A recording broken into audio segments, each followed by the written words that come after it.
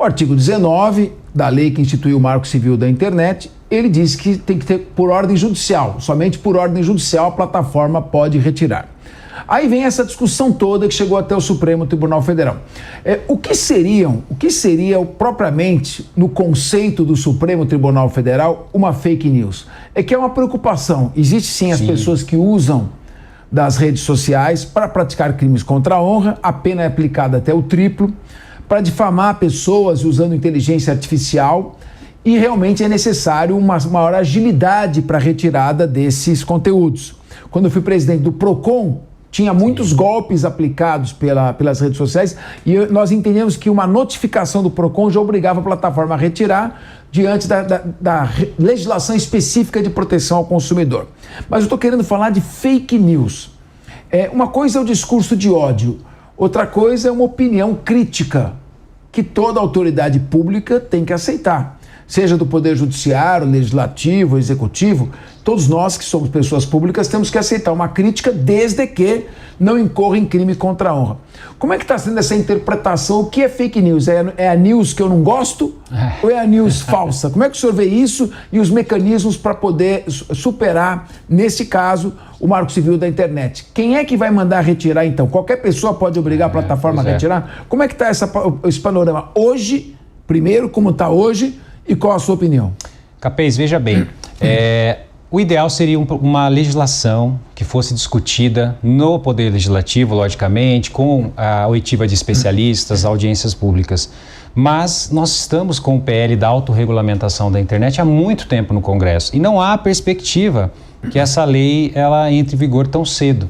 Então, nesse sentido, foi preciso o Supremo atuar em relação ao artigo 19, depois de recursos extraordinários, acho que um em face do Meta, outro em face do Google, e isso ganhou repercussão geral, e ampliar o rol das remoções mediante notificação extrajudicial, porque no artigo 21 do Marco Civil isso só estava envolvendo nudez, pornografia, onde o próprio requerente e o seu advogado poderia notificar o provedor que a partir de então, assumindo o risco, poderia ser responsabilizado. Agora o rol é ampliado.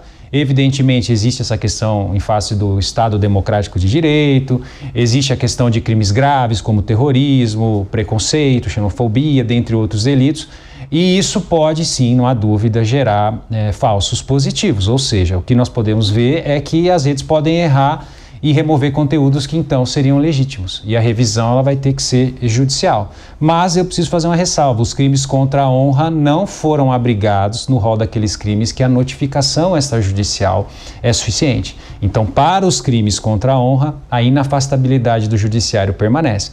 Então, se eu estou diante de uma ofensa, eu sou um político, uma pessoa que não deveria ter tanta sensibilidade às críticas, eu vou lá notificar o provedor porque aquilo está me ofendendo? Não, para os crimes contra a honra ainda é necessário buscar o judiciário. Então eu entendo que houve um equilíbrio, mas concordo com o professor. Pode sim existir uma esfera de subjetividade e os provedores, como são responsáveis e não querem arcar financeiramente com as multas pesadas, podem sim em determinados momentos acabar censurando conteúdos legítimos. Agora, eu digo que é um mal necessário. Eu acredito que o combate ao crime cibernético, e quando a gente olha nessa ótica, a mudança ela foi muito positiva. Porque tem rede social, Capês, que no Brasil ela quer viver o melhor dos dois mundos, né? Ela só quer remover por ordem judicial e briga até o Supremo para falar que aquele conteúdo é legítimo, mas quando ela entende que um conteúdo é legítimo, ela já removia também. Meu algoritmo detectou que é ilegítimo e eu vou remover.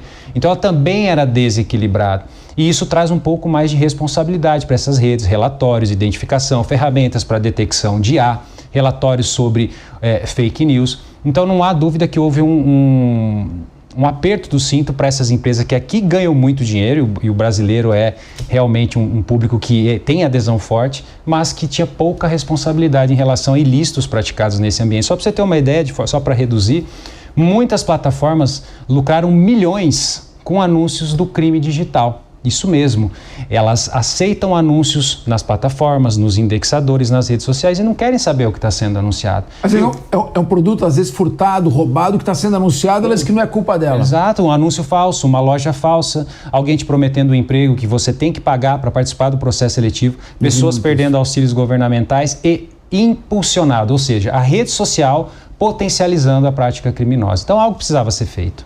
Muito bem, temos ainda alguns temas importantes para tratar. Um deles é a questão dos algoritmos das plataformas. Vamos falar da mais importante, a mais famosa, que é o Google. Imaginemos, por exemplo, um ator famoso que é acusado de assédio sexual. Hoje um crime que provoca uma grande repulsa, o sujeito praticamente vira um pária na sociedade. Ele é acusado de assédio sexual, os noticiários mostram mensagens dele, mensagens mais pornográficas, e a vítima se faz ali muitas vezes de vítima. Bom, o que acontece? Depois de ter sido explorado amplamente pela mídia, o fato de ter se tornado público e ter tido um enorme acesso nas redes sociais, comprova-se que aquele fato não ocorreu. Portanto, aquele fato foi falso. E ele é absolvido desse crime de assédio. E o Ministério Público nem recorre, então encerra-se o processo. Está claro que ele não praticou aquele assédio. Muito bem, o acesso às informações que apontam o assédio são infinitamente maiores, mais numerosas do que aquelas que acessam o esclarecimento do fato. É aquilo que se diz. A imprensa, para difamar, ela publica de maneira escandalosa. Depois, quando sai a absolvição, ou que não era verdade, sai pequenininho assim. E o Google, ele reproduz de acordo com a intensidade do acesso. Como fica essa questão e como no caso, por exemplo, esse ator hipotético, é um exemplo abstrato que eu estou criando agora, esse ator hipotético poderia reverter essa situação, porque a maneira como estão sendo apresentadas as informações, ainda que naquele momento as matérias fossem verdadeiras, induz a uma formação equivocada da realidade e, portanto, levam a fake news. Como o senhor, como especialista, faria e qual é a situação nesse caso? Olha, é uma situação bem interessante, porque se o judiciário absolveu, ninguém é obrigado a conviver com uma informação que não está no seu ciclo informacional, é passado, teve um desfecho diferente, ranqueada, sempre nos primeiros resultados de busca quando se pesquisa por seu nome. Ou seja, você foi absolvido da justiça e condenado pelas Big Techs e condenado na internet.